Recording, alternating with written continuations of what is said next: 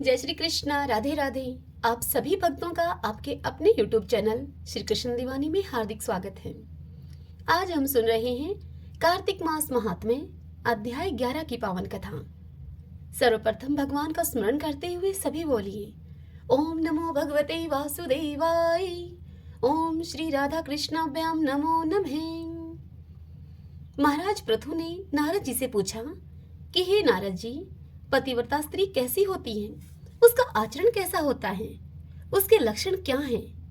हमारे शास्त्रों में पतिव्रता स्त्री किसे माना गया है? यह सुनकर नारद जी ने राजा पृथु से कहा कि हे राजन, सुनो, मैं पतिव्रता नारियों के शास्त्रों में वर्णित कुछ लक्षण तुमसे कहता हूँ। पतिव्रता नारी अपने पति के सुख में सुखी और उसके दुख में दुखी होती है। उसका आचरण स्वयं को तो लाभकारी होता ही है, समाज भी उससे लाभान्वित होता है। अपने श्रम और त्याग से वह अपने पति पक्ष को सदैव संतुष्ट रखती है तथा अपने पितृपक्ष के सम्मान को उच्चता प्रदान करने वाले कार्यों में पितृपक्ष का सहयोग भी करती है। उसे अपने व्यक्तिगत सुखों की अपेक्षा पति के सुख अधिक प्रिय होते हैं। वह हर ओर से अपने पति के सम्मान और संपत्ति की वृद्धि करती है। हे राजा पृथु, यह तो थे पतिव्रता स्त्री के लक्षण। अब मैं आपको जलंधर के दैत्यराज बनने पर क्या हुआ वह कथा सुनाता हूँ। देवताओं के डर से जो दैत्य पाताल आदि लोकों में जाकर छिप गए थे, वे जलंधर के दैत्य अधिपति के सिंहासन पर बैठते ही पृथ्वी पर आकर फिर से विचरण करने लगे। उसी समय जलंधर ने राहु को देखा, जिसका शीश कटा हुआ था। तब उसने दैत्य गुरु शुक्राचार्य से राहु के कटे शीश होने का कारण पूछा। तब शुक्राचार्य ने समुद्र मंथन और देवताओं के द्वारा छल किए जाने वाले एवं सभी रत्नों के हरण की उन्हें कथा सुनाई। इस प्रकार अपने पिता समुद्र का मंथन और दैत्यों के अपमान की बात को जानकर वह अत्यधिक क्रोध में भर गया और उसी समय घश्मर नामक अपने दूत को बुलाकर इंद्र के पास उसे भेजा। दूत तत्क्षण ही इंद्र की सभा में जा पहुंचा और अभिवादन आदि किए बिना ही कड़क कर वह देवराज इंद्र से बोला कि हे देवराज, मैं अपने महाराज दैत्य अधिपति जलंधर का एक संदेश आपके लिए लाया हूँ। अब तुम वह संदेश सुनो। हमारे पिता समुद्र का मंथन करके जो तुमने रत्न अपने अधिकार में कर लिए हैं, उन पर तुम्हारा कोई अधिकार नहीं है, इसलिए वे सभी रत्न हमें वापस करो। दूत के ऐसे वचनों को सुनकर इंद्र भयभीत और विस्मित होकर उस दूत से बोले कि ये समुद्र सदा ही हमारे घोर शत्रु एवं दैत्यों की रक्षा करता रहा है, अतः उसे मत कर हमने जो रत्न पाए हैं उन पर दैत्यों का कोई अधिकार नहीं है। अब दूत ने जाकर यह समाचार जलंधर को दिया। जलंधर तो पहले से ही क्रोधित था, अब वह और अधिक भड़क उठा और देवताओं को जीतकर वे रत्न प्राप्त करने की वह सोचने लगा। उसने सभी दिशाओं तथा पाताल आदि में भी अपने दूत भेजकर सभी दैत्यों को बुलवा लिया। मंत्रणा उनसे करने के बाद उसने इंद्र की पूरी अमरावती पर आक्रमण करने का निर्णय ले लिया। अतः शुंभ निशुंभ को अपना सेनापति बनाकर स्वर्ग के नंदन वन में स्थित अमरापुरी को उसने घेर लिया। यह समाचार पाकर देवता भी युद्ध के लिए बाहर आ गए। तत्पश्चात अनेक प्रकार के अस्त्र शस्त्रों से देवताओं और दैत्यों में युद्ध होने लगा। दोनों पक्ष एक दूसरे को मार मार कर गिराने लगे। चारों ओर रक्त की धारा बहने लगी। मरकर गिरे हुए अश्वों एवं गजों से रणक्षेत्र पूरा पट गया, अर्थात पूरा रणक्षेत्र भर गया। एक और तो युद्ध में मारे गए दैत्यों को दैत्य गुरु शुक्राचार्य अपनी संजीवनी विद्या से जीवित कर रहे थे और वहीं दूसरी ओर बृहस्पति जी द्रोणाचल की दिव्य औषधियों के द्वारा देवताओं को जीवित कर रहे थे। उधर जब दैत्यराज जलंधर को देवगुरु बृहस्पति के द्वारा देवताओं को पुनः जीवित करने का समाचार मिला तो उसने अपने अनुचरों को आदेश दिया कि द्रोणाचल पर्वत को उठाकर समुद्र में फेंक दो। तब उसके अनुचरों ने ऐसा ही किया। जब बृहस्पति देव औषधि लेने के लिए वहां गए तो द्रोणाचल को वहां पर न देखकर वे घबरा गए। उन्होंने तुरंत ही देवताओं को सावधान किया और कहा कि हे देवताओं, शीघ्र ही यहाँ से भागो। यह दैत्य भगवान शिव के अंश से उत्पन्न हुआ है, इसीलिए यह तुमसे नहीं मरेगा। देवगुरु बृहस्पति की इस घोषणा से देवताओं में भय व्याप्त हो गया और अब देवता युद्ध स्थल से भाग खड़े हुए। देवताओं को इस प्रकार भागते देखकर दैत्यराज जलंधर और उसके सेनापति जीत के नगाड़े बजाते हुए अब अमरावती में प्रवेश कर गए उधर सभी देवता उसके भय से सुमेरु पर्वत की कंदराओं में जाकर छिप गए। जलंधर को जब इस बात का पता चला, तब जलंधर ने शुंभ निशुंभ को अमरावती का कार्यभार सौंपकर देवताओं का पीछा करने के लिए वह स्वयं सुमेरु पर्वत की ओर चल दिया। इंद्रादि देवताओं ने जब उसे सुमेरु पर्वत की ओर आते हुए देखा, तो वे अपनी रक्षा के लिए भगवान विष्णु का स्मरण करके उनकी स्तुति इस प्रकार से करने लगे।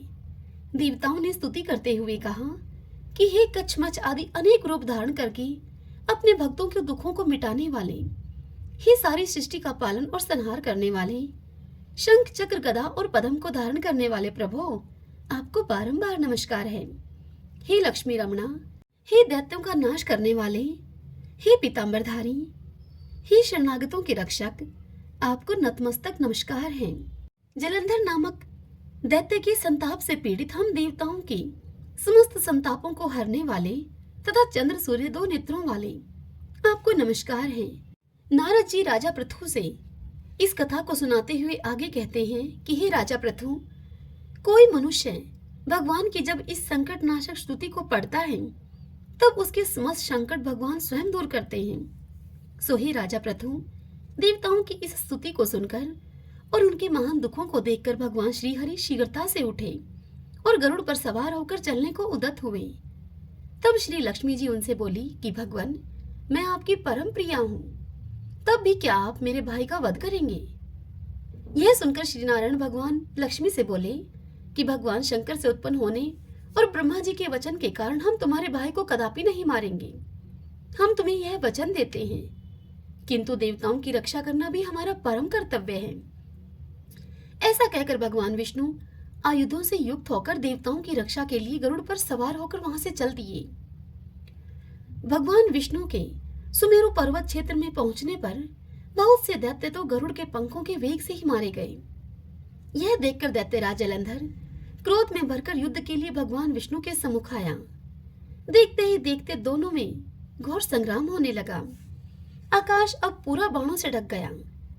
तब भगवान विष्णु ने अपने बाणों से जलंधर के रथ के छत्र, ध्वजा आदि काट डाले। घोड़े बाणों से घायल होकर मारे गए और भगवान ने अपने बाणों से उसके धनुष के टुकड़े टुकड़े कर दिए। जलंधर ने भी गरुड़ के मस्तक पर गदा से प्रहार किया, जिससे कि गरुड़ को मूर्छा आ गई। तत्पश्चात दोनों के मध्य अब मलयुद्ध होने लगा। दोनों एक दूसरे पर भयंकर प्रहार कर रहे थे। उनके मध्य हो रहे इस भीषण युद्ध को देखकर सारा संसार भयभीत होकर कांप रहा था। भगवान जानते थे कि यदि हजारों वर्षों तक भी यह युद्ध चलता रहा, तो भी इस युद्ध का कोई परिणाम नहीं निकलेगा, क्योंकि ब्रह्मा जी के वरदान के कारण यह दैत्य केवल महादेव जी के हाथों से ही मरेगा। अतः उन्होंने युक्ति से काम लिया और युद्ध को रोककर वे बोले कि हे दैत्यराज, तुम्हारा और हमारा युद्ध ठीक नहीं है, क्योंकि तुम लक्ष्मी के भाई हो। तब जलंधर बोला कि हे विष्णु जी, यदि हमारे बीच युद्ध ठीक नहीं है, तो हमारे आपसे संबंधों का कोई प्रमाण दें। मेरी इच्छा है कि आप लक्ष्मी जी एवं अपने गणों के सहित अतिथि बनकर मेरे घर पर रहें। एवं अस्तु, ऐसा कहकर भगवान विष्णु लक्ष्मी जी एवं अपने गणों के सहित जलंधर के घर में अब रहने के लिए चले गए। भगवान विष्णु के ऐसा करते ही अब तो जलंधर और अधिक वैभव और शक्ति संपन्न हो गया। अब उसने दूसरे लोकों और भवनों से भी देवताओं को भगा दिया और उनके पदों पर सभी जगह उसने दैत्यों को नियुक्त कर दिया। देवों, यक्षों, किन्नरों और गंधर्वों की सभी संपत्तियां जलंधर ने अपने अधिकार में ले ली और उन्हें अपनी प्रजा बनाकर जलंधर अब निष्कंटक शासन करने लगा। हे राजा पृथु, उस समय भगवान के दर्शन करने और दैत्यराज जलंधर की राज्य शोभा देखने के लिए हम स्वयं भी उनकी राजधानी में गए थे। उसने हमारा बड़ा ही आदर सत्कार किया और हमसे कहा कि हे भगवान, आपका आगमन कैसे हुआ? कहिए, मेरे लिए क्या आज्ञा है? तब हमने भगवान विष्णु को जलंधर का वध करने में विवश देखकर और देवताओं के कल्याण हेतु हमने जलंधर से कहा कि हे दैत्यराज, मैं कैलाश गया था। वहां पार्वती के सहित अवधूत शिव और उनका वैभव भी मैंने देखा। उनका वैभव देखकर मैं आश्चर्यचकित रह गया और वहां मैं विचार करने लगा कि क्या उनके जैसा वैभव कहीं किसी और का भी होगा। यह विचार करके मैंने तीनों लोकों का भ्रमण किया और अंत में यहाँ पहुंचा हूँ। हे दैत्यराज, शिव जैसा वैभव मैंने कहीं नहीं देखा। किंतु यहाँ आकर मैंने तुम्हारी समृद्धि और वैभव को देखा। तुम्हारे और शिव के वैभव में वैसे तो कोई अंतर नहीं है, किंतु तुम्हारा वैभव स्त्री के रहित है। भस्म रमाने वाले राग से रहित कामदेव के शत्रु शिव के पास स्त्री रतन के रूप में पार्वती जी हैं। यद्यपि तुम्हारे पास भी सुंदरियों की कोई कमी नहीं है, किंतु पार्वती जी की किसी से तुलना की जा सके, तुम्हारे पास ऐसा कोई स्त्री रतन नहीं है। अतः स्त्री के रहित तुम्हारा वैभव देखकर मैंने यही परिणाम निकाला है कि शिव के समान वैभवशाली इस त्रिलोकी में कोई नहीं है। हे राजन, हम जलंधर से इतनी बात बताकर वहां से चले आए, मगर जलंधर पार्वती जी की ऐसी सुंदरता का वर्णन सुनकर अब काम जोर से पीड़ित हो गया। उसने तत्काल ही राहु को बुलाकर उसे एक संदेश भगवान शिव के लिए देकर कैलाश की ओर प्रस्थान करवाया। अब राहु जलंधर का वह संदेश लेकर कैलाश क्षेत्र में प्रवेश करने लगा तो शिव के द्वारपाल नंदी ने उसको रोका और प्रवेश करने का उससे कारण पूछा। तब दैत्यराज जलंधर की शक्ति के मद में चूर राहु ने उन्हें अपने आने का कारण बताया।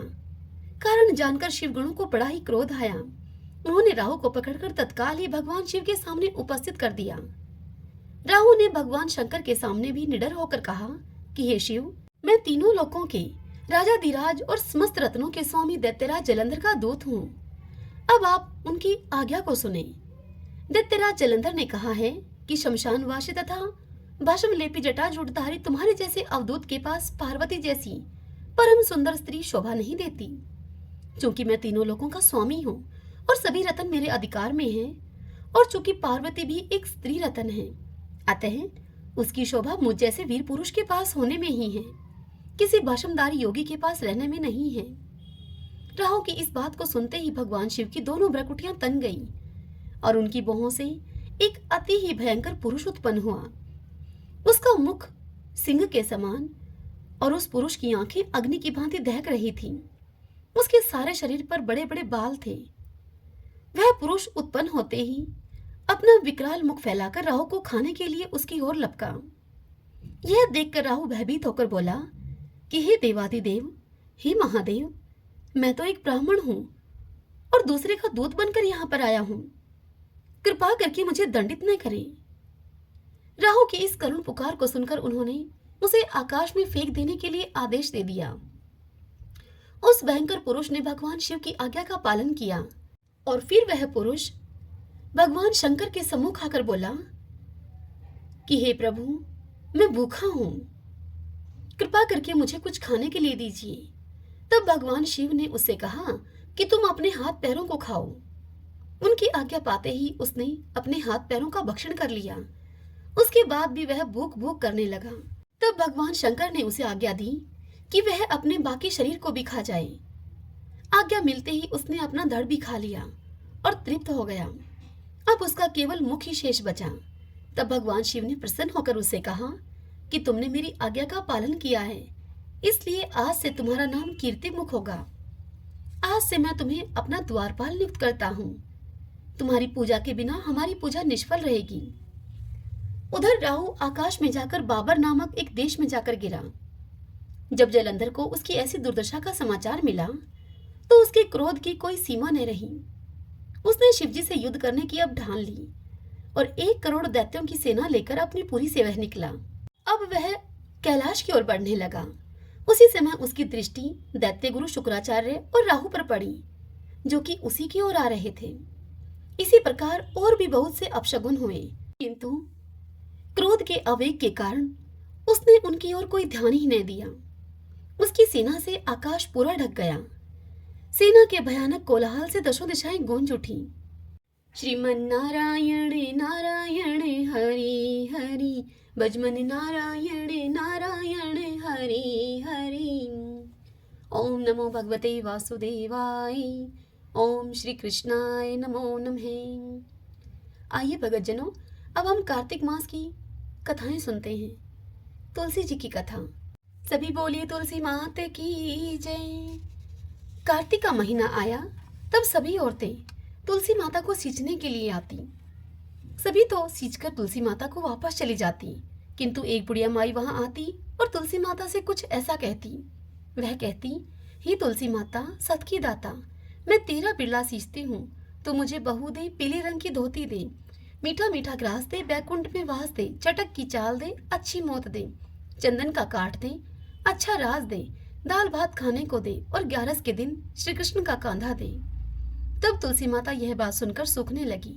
तब भगवान श्री कृष्ण ने तुलसी जी से पूछा कि हे तुलसी, इतनी औरतें आती हैं, तुमको नहलाती हैं, तुम्हें भोग लगाती हैं, तुम्हारी पूजा करती हैं, तुम फिर भी सूख रही हो। तब तुलसी माता ने श्री कृष्ण से कहा कि हे प्रभु, आप मेरे मन की मत पूछो।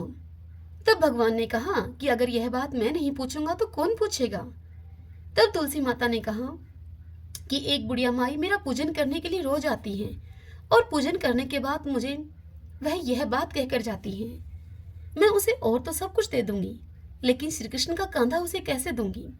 तब भगवान श्री कृष्ण सारी बात सुनने के बाद तुलसी जी से बोले कि कल जब वह बुढ़िया माई आएगी तब तुम उससे कह देना, जब वह मरेगी तो मैं उसे अपने आप कांधा दे आऊंगा।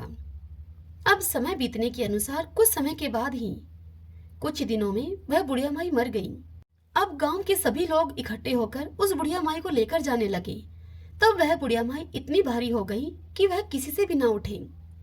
तब सभी लोग कहने लगे कि इतनी ज्यादा पूजा पाठ किया करती थी, पाप नष्ट होने की माला तक फेरती थी, फिर भी इतनी भारी हो गई। तभी वहां पर भगवान श्री कृष्ण बूढ़े ब्राह्मण का वेश धारण करके आए और वहां खड़े हुए लोगों से पूछने लगे कि यह कैसी भीड़ है भाई।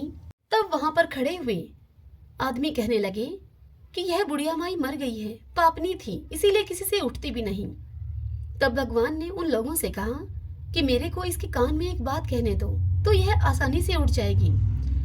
फिर भगवान ने उस बुढ़िया माई के पास जाकर उसके कान में कुछ ऐसा कहा, बुढ़िया माई, मन की निकाल ले, पीतांबर की धोती ले, मीठा मीठा ग्रास ले, बैकुंठ का वास ले, चटक की चाल ले, चंदन का काठ ले, झालर की झनकार ले, दाल भात का जीमन ले, और श्री कृष्ण का कंधा ले। यह बात सुनकर अब बुढ़िया माई हल्की हो गई। उसे भगवान श्री कृष्ण अपने कंधे पर ले गए। अंत में उस बुढ़िया माई को मुक्ति मिल गई। हे तुलसी माता, जैसे आपने उस बुढ़िया माई की मुक्ति करी, वैसे ही हमारी भी करना। हे भगवान श्री कृष्ण, जैसे आपने बुढ़िया माई को कांधा दिया, वैसे ही हमें भी देना। इस कथा को कहते सुनते हुंकारा भरते सभी पर अपनी कृपा करना। इल्ली और घुड़िए की कहानी। एक इल्ली और एक घुड़ था। इल्ली बोली कि आ भाई घुड़, कार्तिक नहाए। तब घुड़ बोला, तू तो गोरी पड़ी है, तू ही नहा ले, मेरे तो मोट बाजरा पड़ा है, मैं तो नहीं नहाऊंगा। मैं तो हरे हरे बाजरे का सिट्टा खाऊंगा और ठंडा ठंडा पानी पीऊंगा। बाद में फिर इल्ली तो राजा की लड़की के पल्ले लगकर नहा ली और घुड़ नहीं नहाया। कार्तिक उतरते ही दोनों मर गए। बाद में इल्ली ने कार्तिक नहाने के कारण, कार्तिक नहाने के पुण्य प्रभाव से राजा के घर में बेटी बनकर जन्म लिया, और घुड़ राजा के घर में गधा बना। जब राजा ने बेटी के विवाह का साया निकलवाया तो बेटी के विवाह का मुहूर्त निकल गया और वह ससुराल जाने के लिए विदा होने लगी तो बेटी की बैलगाड़ी अब रुक गई। यह देखकर राजा रानी बोले कि बैलगाड़ी क्यों रुक गई? बेटी, तुझे जो चाहिए सो मांग ले। तब वह लड़की बोली कि यह गधा मुझे चाहिए। तब राजा रानी उससे बोले कि मांगा तो भी क्या मांगा, यह मत ले, तुझे और जो कुछ चाहिए, धन दौलत और भी कुछ, वह सब ले जा। परंतु वह नहीं मानी और उसने कहा कि मुझे तो यही गधा चाहिए। और अब वह गधा फुदक फुदक कर राजा के रथ के पीछे भागने लगा। जब लड़की महल में जाने लगी तो उस गधे को उसने सीढ़ी के नीचे बांध दिया। जब सीढ़ी उतरने लगी तो गधे ने उससे कहा कि हे सुंदरी, हे लड़की, थोड़ा पानी तो पिला दो। तब उस लड़की ने कहा, जब मैंने तुझसे कार्तिक नहाने के लिए कहा था तब तूने मुझसे कहा था कि मैं तो बाजरे का सीटा खाऊंगा और ठंडा ठंडा पानी पीऊंगा। वह दोनों आपस में यह बात कर ही रहे थे कि उनकी आपस की यह बात देवरानी जेठानियों ने सुन ली और अपने देवर को सिखा दिया। कहने लगी, तू ये क्या जादूगरनी लेकर आया है, ये तो जानवरों से भी बात करती है। तब वह देवर बोला कि मैं अपने कानों से सुनूंगा तभी मानूंगा, अपनी आंखों से देखूंगा तभी मानूंगा। और फिर दूसरे दिन वह छिपकर बैठ गया और देखा कि रानी महल से नीचे उतरी है और गधा फिर वही बात उससे बोला है, तो रानी ने भी उसको जवाब दिया। तब वह राजा तलवार निकालकर वहां खड़ा हो गया और अपनी रानी से बोला कि तू जानवरों से क्यों बात कर रही है? क्या तो तू मुझे सच सच बता दे, नहीं तो मैं तुझे आज तलवार से मार दूंगा। तब उस रानी ने कहा कि औरत का भेद मत खोलो। तब राजा ने कहा कि मैं तो तेरा पूरा भेद खोलूंगा। इस पर रानी ने उसे बताया कि मैं पिछले जन्म में इल्ली थी और यह गधा है, यह घून था। तब मैंने इससे कहा था कि घून कार्तिक नहा ले, तब यह नहाया नहीं, जिससे कि यह इस जन्म में गधा बना और मैं राजा की लड़की के पल्ले लगकर कार्तिक नहाई, जिसके पुण्य प्रभाव से राजा के घर में मुझे जन्म मिला। इसीलिए मैं तो पिछली बात कर रही थी इससे। यह बात सुनकर वह राजा कहने लगा कि क्या कार्तिक में नहाने का इतना फल है? तब उसे रानी ने बताया कि कार्तिक में नहाने से मैं आपके घर में राजपाट कर रही हूँ। यह सुनकर राजा बोला, इतना फल है तो हम दोनों अब जोड़े से कार्तिक नहाएंगे और बहुत दान पुण्य करेंगे, जिससे कि आगे हमें और ज्यादा सुख मिलेगा। अब दोनों जने कार्तिक नहाने लगे तो राजा के घर में बहुत धन संपत्ति हो गई। हे कार्तिक महाराज, जैसे इल्ली को सुख दिया वैसा आप सबको देना, जैसा घून को दिया वैसा किसी को मत देना। सभी बोले विष्णु भगवान की जय। एक गंगा थी, एक जमुना थी। दोनों बहनें साहूकार के खेत में से जा रही थीं। तो जमुना ने 13 जौ के दाने तोड़ लिए। तब उसे गंगा बोली कि बहन, तुझे तो ग्रहण लग गया, यह तो चोरी हो गई। तब जमुना उसे बोली कि बहन, अब ग्रहण कैसे धुलेगा? तब गंगा ने उसे कहा कि 12 वर्ष तक साहूकार के यहाँ नौकरी करेगी, तब तेरा ग्रहण उतरेगा। बाद में जमुना साहूकार के यहाँ गई और उसे बोली कि मुझे नौकरी पर रख लो, मैं तुम्हारे घर के सारे काम कर दूंगी, परंतु मैं 4 काम नहीं करूंगी। एक तो झूठे बर्तन नहीं मांजूंगी, झाड़ू नहीं लगाऊंगी, बिस्तर नहीं बिछाऊंगी और दिया नहीं जलाऊंगी। अब साहूकार ने उसे रख लिया और 12 वर्ष के बाद कुंभ का मेला आया। साहूकार ने कुंभ के मेले में जाने लगी तो उसे जमुना ने सोने का एक टका देकर कहा कि मेरी बहन गंगा को यह दे देना और उससे कह देना कि तेरी बहन ने भेजा है, और वह गोरे गोरे हाथों में हरी हरी चूड़ियां पहने यह टका ले लेगी। साहूकारनी ने वहां जाकर गंगा जी को सोने का टका दे दिया और उससे कहा कि जमुना ने यह टका तुम्हारे लिए दिया है।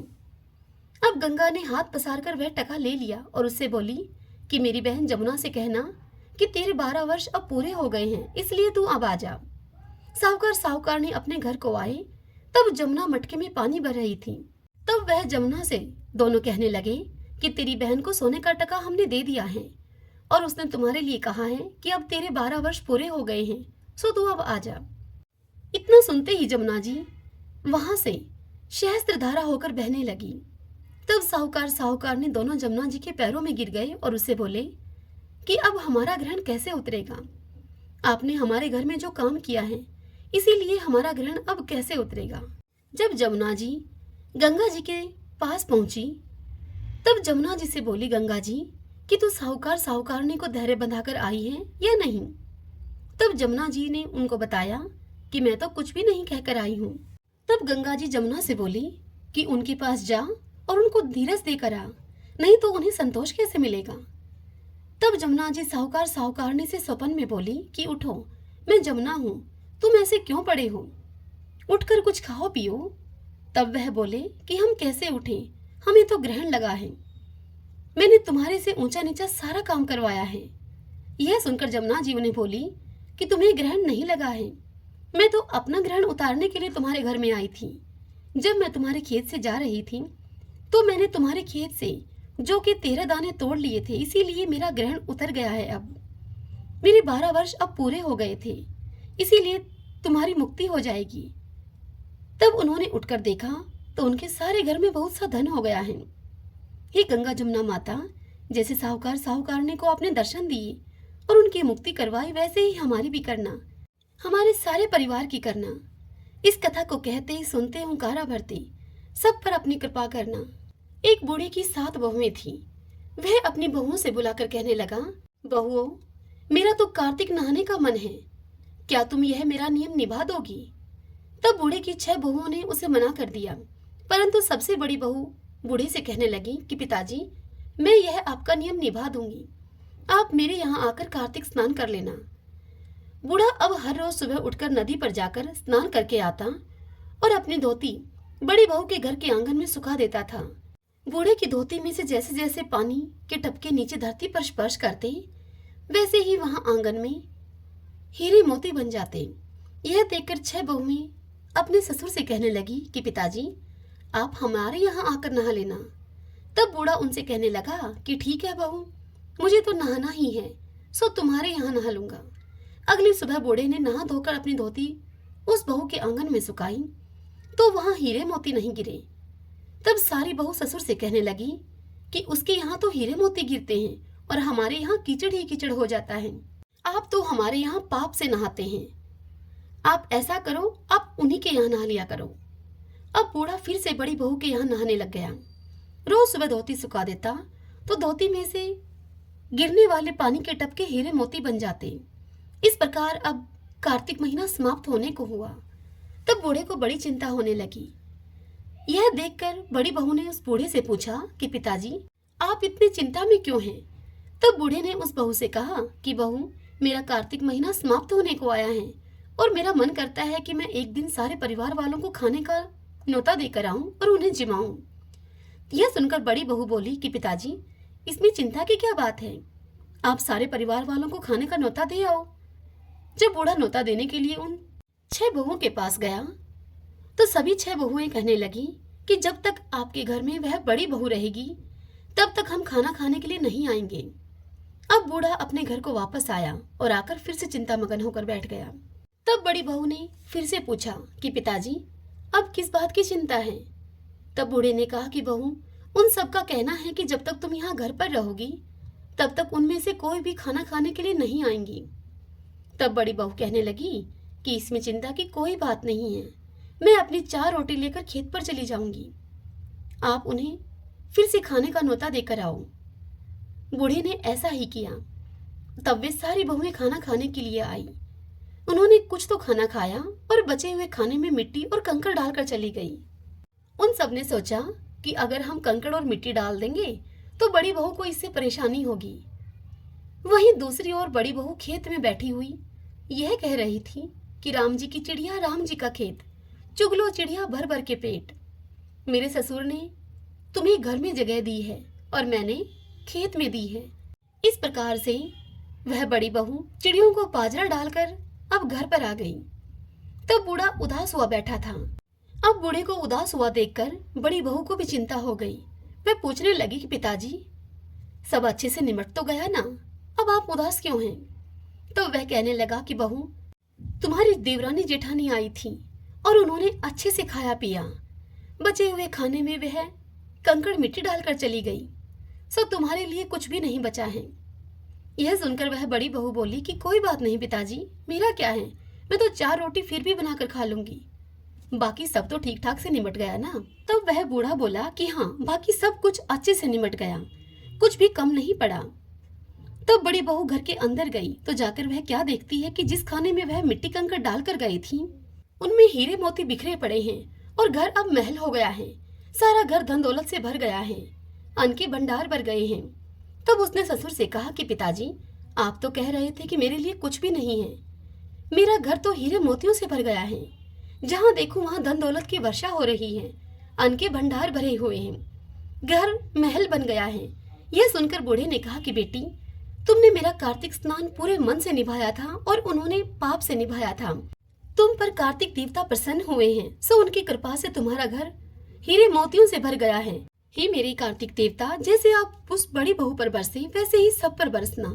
इस कथा को कहते सुनते हुंकारा भरते सभी पर अपनी कृपा करना। तपसी लपसी की कहानी। एक तपसी था, एक लपसी था। तपसी तो भगवान की तपस्या करता था और लपसी सवा सेर की लापसी बनाकर भगवान को भोग लगाता और लोटा हिलाकर चीम लेता था। एक दिन दोनों लड़ने लगे। लपसी बोला, मैं बड़ा हूँ। तपसी बोला, मैं बड़ा हूँ। इतने में ही नारद जी वहां पर आए और उनसे पूछने लगे, क्या बात है, क्यों लड़ रहे हो? तब लपसी ने कहा कि मैं बड़ा हूँ, मैं सारे दिन भगवान की तपस्या करता हूँ, उनकी पूजा अर्चना करता हूँ। तब लपसी बोला कि मैं बड़ा हूँ, मैं भगवान को सवा सेर की लापसी का भोग लगाकर लोटा हिलाकर फिर भोजन करता हूँ। उन दोनों की बात को सुनकर नारद जी बोले कि मैं तुम्हारा फैसला कल कर दूंगा। दूसरे दिन तपसी नहा धोकर आ रहा था तो नारद जी ने उसकी परीक्षा लेने के लिए 1.25 करोड़ की अंगूठी उसके आगे फेंक दी। जब उसने देखा कि 1.25 करोड़ की अंगूठी उसके आगे पड़ी है तो उसने झट से वह अंगूठी उठाकर अपने घुटने के नीचे दबा ली और तपस्या करने लग गया। अब लपसी सुबह उठा तो उठकर वह नहा धोकर उसने सवा सेर की लापसी बनाई और भगवान को भोग लगाया। अब लोटा हिलाकर वह जीमने लगा। इतने में ही नारद जी वहां आ गए और तपसी के पास जाकर बैठ गए और लपसी को अपने पास बुलाया और बिठाया। तब वह दोनों फिर से कहने लगे, बताइए हम में से कौन बड़ा है। तब नारद जी बोले तपसी से कि तू अपना घुटना उठा। अब तपसी ने जैसे ही घुटना उठाया 1.25 करोड़ की अंगूठी निकली। तब नारद जी तपसी से बोले कि यह अंगूठी तो तूने चुराई है, इसलिए तेरी तपस्या अब भंग हो गई, इसलिए अब लपसी बड़ा है। यह सुनकर तपसी कहने लगा कि बताइए महाराज, मेरी तपस्या का फल मुझे कैसे मिलेगा, मैंने तो इतनी तपस्या की है। तब नारद जी बोले कि तेरी तपस्या का फल कार्तिक नहाने वाले तुझे देंगे। सबकी कहानी सुनकर तेरी कहानी नहीं कहेंगी तो कार्तिक का फल तुझे मिलेगा। उनके कार्तिक नहाने का पुण्य फल समाप्त हो जाएगा। सभी बोली लक्ष्मी नारायण भगवान की जय। जय जय तुलसी भगवती सत्यवती सुखदानी, नमो नमो हरि प्रियसी श्री विंदा गुण खानी। जय नंदनी जग पूजिता विश्व पावनी देवी, जयति पुष्प शराशुर भी देहु अमर वर अम्ब। श्री हरि शीश विराजनी देहु अमर वर अम्ब, जनहित ही वृंदावनी अब जन कर हूँ विलंब। धन्य धन्य श्री तुलसी माता, महिमा आगम सदा श्रुति गाता। हरि के प्राण हूँ से तुम प्यारी, हर ही हेतु किन हो तप भारी। जब प्रसन्न हव दर्शन दीनो, तब कर जोरी विनय अस कीनो। हे भगवन कंत मम हो, दीन जानी जनि छाड़ हूँ छोहूँ। सुरी लक्ष्मी तुलसी की बानी, दिन हो शाप क्रोध पर आनी। अश अयोग्य वर मांगन हारी, हो विटप तुम जड़ तनु धारी। सुनि तुलसी शाप यो तेहि ठामा, करहु बास तू नीचन धामा। दियो वचन हरि तब तत्काला, सुनहु सुमुखी जनि हो बिहाला। समय पाई हो पति तोरा, पूज हो सास बचन सत मोरा। तब गोकुल में गोप सुदामा, तासु भई तुलसी तू बामा। कृष्ण रास लीला की माही, राधे सखियो प्रेम लखि नाही। दिया शाप तुलसी तत्काला, नर लोक ही तुम जन्म हूँ बाला। भयो गोप वह दान विराजा, शंख चूड़ नामक सिर ताजा। तुलसी भई ताशु की नारी, परम सती गुण रूप अगारी। असुध्वा कल्प गीत जब गयऊँ, कल्प तृतीय जन्म तब भयऊँ। वृंदा नाम भयो तुलसी को, असुर जलंधर नाम पति को। करि अति द्वंद अतुल्य बल धामा, वीणा शंकर से संग्रामा। जब नित सन्य सहित शिवहारी, मरही न तब हर हर ही पुकारी। पतिव्रता वृंदा थी नारी, को न सके पतहि गहारी। तब जलंधर ही वेश बनाई, वृंदा डिग हरि पहुँचयो जाई। शिव हित लहि करि कपट प्रसंगा, कियो सतीव धर्म ते ही भंगा। भयो जलंधर कर संहारा, सुनि वृंदा उर शोक अपार। तेहि क्षण दियो कपट हरि टारी, लख वृंदा दुख गिरा उचारी। जलंधर ही जस हत्यो अभीता, सोई रावण हव हरहि सीता। अस प्रस्तर सम हृदय तुम्हारा, धर्म खंडी मम पति सहारा। यही कारण लही शाप हमारा, होवे तनु पाषाण तुम्हारा। सुनि हरि तुरत ही वचन उचारे, दियो शाप तुम बिना विचारे। लखियो न नित कर तूति पति को, छलन चयो जब पार्वती को। जड़मति तू अस हो जड़ रूपा, जग में तुलसी विटप अनूपा। धर्म रूप हम शाली ग्रामा, नदी गंड की बीच ललामा। जो तुलसी दल हम ही चढ़ाई है, सब सुख भोग परम पद पाई है। बिनु तुलसी हरि जलत शरीरा, अतिशय उठत शीश उर पीरा। जो तुलसी दल हरि शिव धारत, जो सहस्र घट अमृत डारत। तुलसी हरि मन रंजनि हारी, रोग दोष दुख भंजन हारी। प्रेम सहित हरि भजन निरंतर, तुलसी राधा में नहीं अंतर। सभी बोलिए तुलसी मात की जय। अब हम तुलसी माता और कार्तिक भगवान की आरती करते हैं। जय जय तुलसी माता, जय जय तुलसी माता, सब जग की सुखदाता वरदाता, जय जय तुलसी माता। सभी योगों के ऊपर, सब रोगों के ऊपर, रुज से रक्षा करके भवत्राता, जय जय तुलसी माता। बटुपुत्री हे श्यामा, सुरबल हे ग्राम्या, विष्णु प्रिय जो तुमको सेवे, सो नर तर जाता, जय जय तुलसी माता। हरि के शीश विराजत, त्रिभुवन से हो वंदित, पतित जनों की तारिणी विख्याता, जय जय तुलसी माता। लेकर जन्म विजन में आई दिव्य भवन में, मानव लोक तुम्ही से सुख संपत्ति पाता, जय जय तुलसी माता। हरि को तुम अति प्यारी, श्याम वरण कुमारी, प्रेम अजब है उनको तुमसे कैसा नाता, जय जय तुलसी माता, जय जय तुलसी माता। आरती उतारूं मारा कार्तिक भगवान की, आरती उतारूं मारा कार्तिक भगवान की। ठाकुर जी की सेवा में मैं राम नाम बोलती, ठाकुर जी की सेवा में मैं राम नाम बोलती, गाय की सेवा में मारे गोबर पानी बाड़ा में, गाय की सेवा में मारे गोबर पानी बाड़ा में। तुलसी जी की सेवा में मारे तुलसी फल फूले आंगन में, तुलसी जी की सेवा में मारे तुलसी फल फूले आंगन में। आरती उतारूं मारा कार्तिक भगवान की, आरती उतारूं मारा कार्तिक भगवान की। ठाकुर जी की सेवा में मैं गंगा जल से नहावती, ठाकुर जी की सेवा में मैं गंगा जल से नहावती।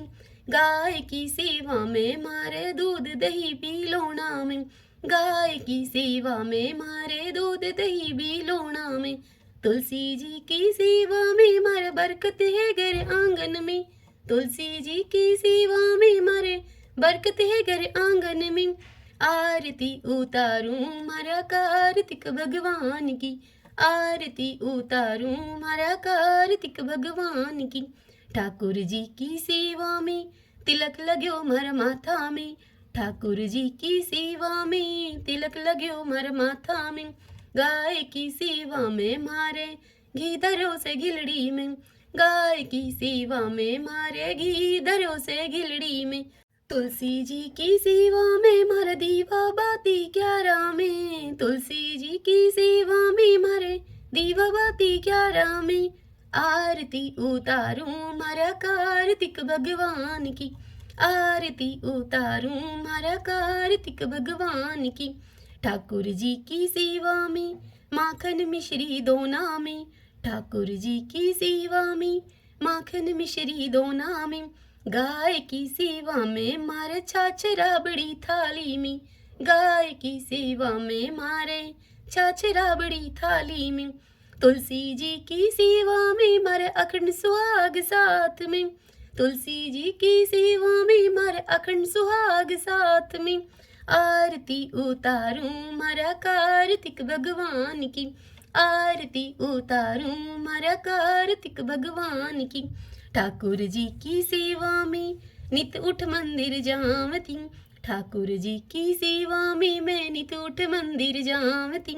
गाय की सेवा में मारे नित उठ बुहारी लगावती, गाय की सेवा में मैं नित उठ के बुहारी लगावती। तुलसी जी की सेवा में मैं नित जल से क्यारा में, तुलसी जी की सेवा में मैं नित जल से क्यारा में। आरती उतारूं मारा कार्तिक भगवान की, आरती उतारूं मारा कार्तिक भगवान की। ठाकुर जी की सेवा में सखियों का संग है मंदिर में, ठाकुर जी की सेवा में नित सखियों का संग है मंदिर में, गाय की सेवा में मारे साथ ग्वाला आंगन में, गाय की सेवा में मारे साथ ग्वाला आंगन में, तुलसी जी की सेवा में मारा घर वाला मारे साथ में, तुलसी जी की सेवा में मारा घर वाला मारे साथ में, आरती उतारूं मारा कार्तिक भगवान की, आरती उतारूं मारा कार्तिक भगवान की, ठाकुर जी की सेवा में मैं तुलसी माला फेरती, ठाकुर जी की सेवा में मैं तुलसी माला फेरती, गाय की सेवा में मारे गले गलसरी सोना की, गाय की सेवा में मारे गले गलसरी सोना की, तुलसी जी की सेवा में मारे सिर पर चूंदड़ लाल है,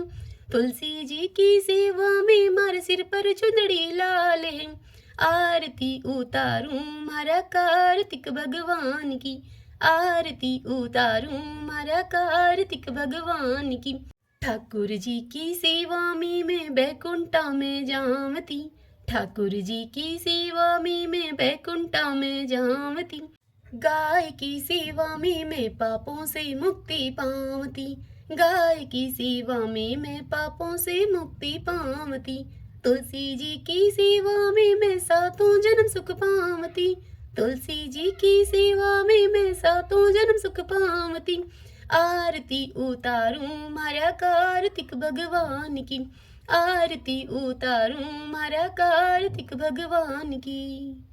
सभी बोलिए कार्तिक भगवान की जय, तुलसी माता की जय।